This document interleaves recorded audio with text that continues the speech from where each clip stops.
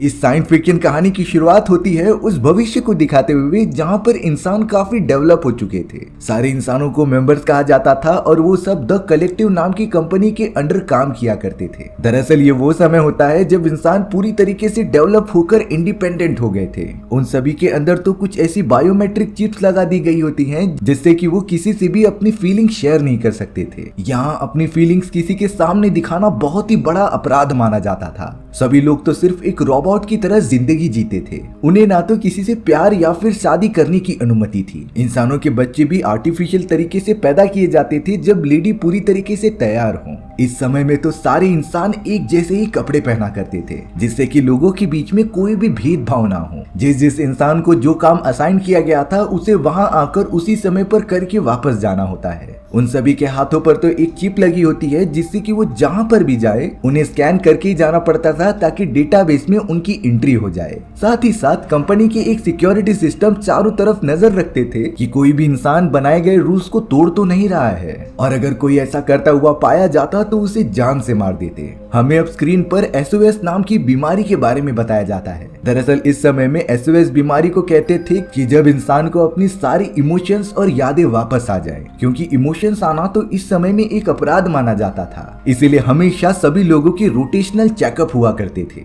अब हमें उन्हीं सारे लोगों में से साइलस नाम का एक लड़का दिखाया जाता है जो एक बहुत ही बड़ी आर्ट गैलरी में काम किया करता था। साइलस का भी डेली रूटीन बाकी लोगों जैसा होता है, जैसे कि सुबह उठकर ब्रेकफास्ट करना और फिर खाली बैठे रहना, लेकिन जब उनके काम करने का वक्त होगा तभी घर से बाहर निकल के कंपनी में जाना। साइलस तो अपनी बहुत ही बड़ी आर्ट गैलरी के लिए काफी अच्छी पेंटिंग्स बनाया करता था। ये पेंटिंग्स थी बहुत पुराने समय की जब वर्ल्ड वॉर हुआ करते थे।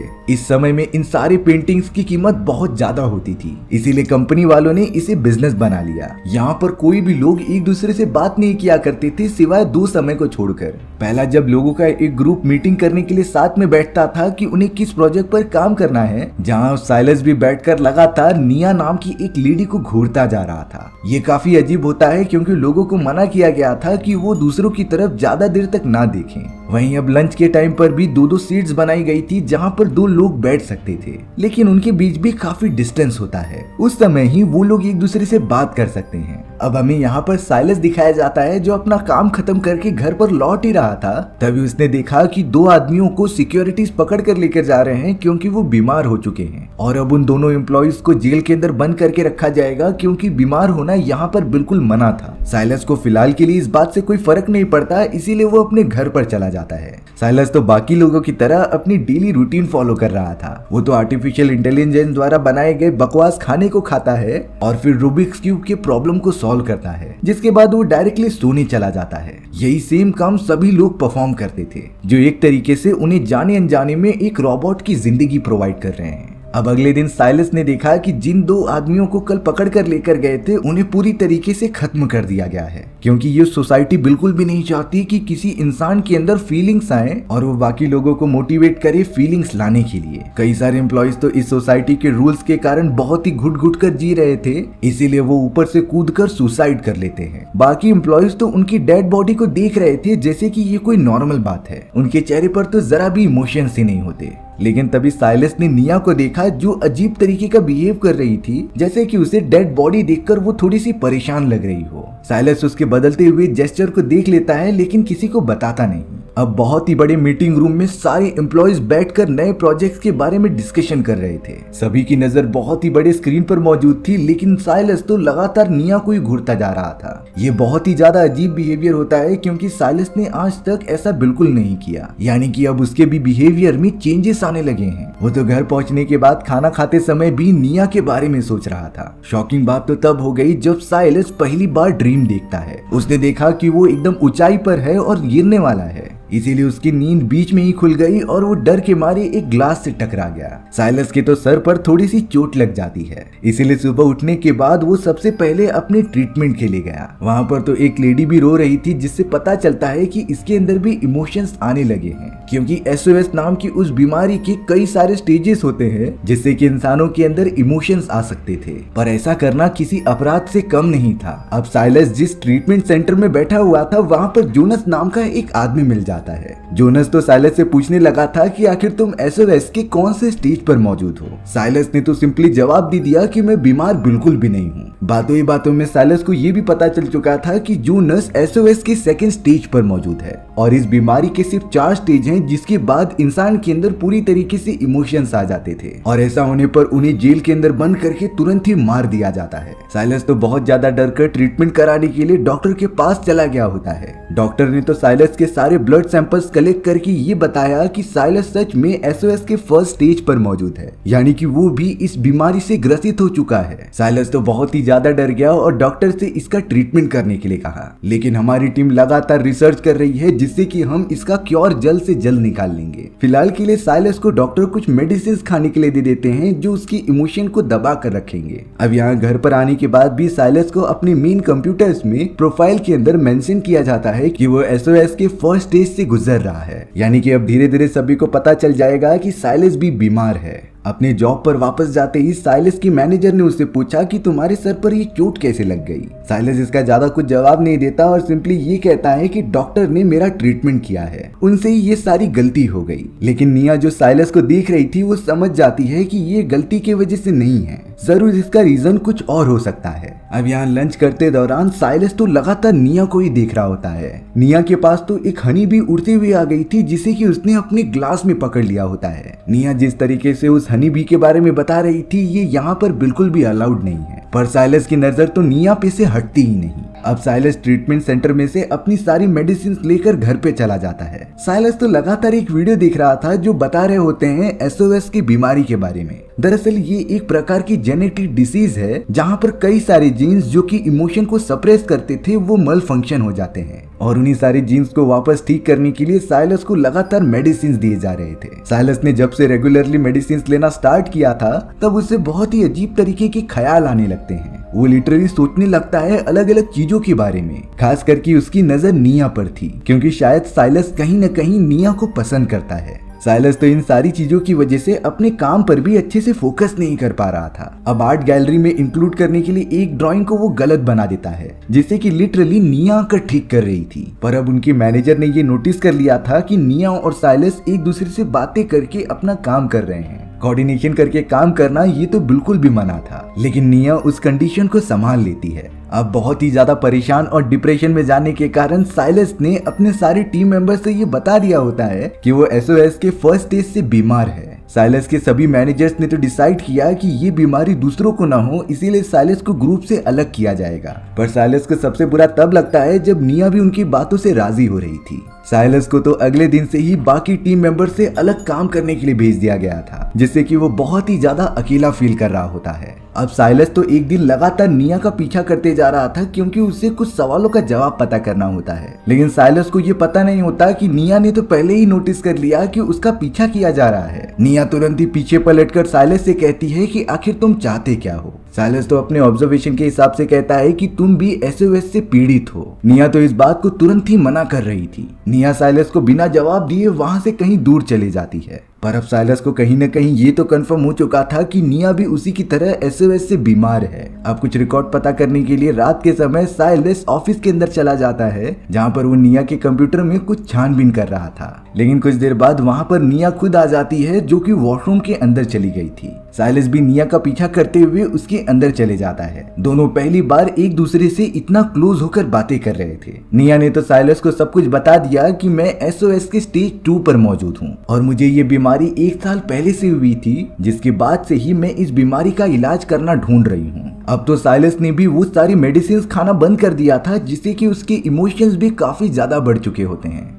अब तो साइलस ने भी वो सारी मेडिसिन खाना बंद कर दिया था जिससे कि उसके इमोशंस भी काफी ज्यादा बढ़ चुके होते हैं। निया और साइलस तो इतने पास आने के बाद एक दूसरे के इमोशन को कंट्रोल नहीं कर पाते और फिर साइलस उसे काफी अजीब वे में टच करने लगता है। निया तो बिल्कुल कंट्रोल नहीं कर पाती और साइलस के गले लग जाती है। दोनों ने तो पहली बार गले मिलने का एक्सपीरियंस फील किया था जो उन्हें बहुत ही ज्यादा अच्छा लगता है। उन दोनों ने तो मिलकर काफी अच्छा मोमेंट शेयर किया था। निया तो लगातार अब साइलस के बारे में ही सोची जा रही थी क्योंकि उसने आज तक वैसी फीलिंग कभी महसूस नहीं की होती। वो दोनों तो इस रात मिलकर वॉशरूम के अंदर फिर से गए थे और एक दूसरे के पास आकर किस भी की थी। इससे उन दोनों के अंदर मौजूद फीलिंग्स और इमोशन पूरी तरीके से बाहर आ जाते हैं। यानी कि अब साइलस और निया चाह कर भी अपने इमोशंस को छुपा नहीं सकते। तभी अचानक वॉशरूम के अंदर साइलस का मैनेजर आ जाता है। साइलस अपना और निया का राज छुपाने के लिए अपने मैनेजर के पास चला गया था ताकि वो ध्यान भटका सके, लेकिन उसका मैनेजर नोटिस करता है कि निया का कंप्यूटर अभी भी ओपन है, जिससे कि वो समझ गया था कि साइलस कहीं न कहीं निया के पीछे ही आया है।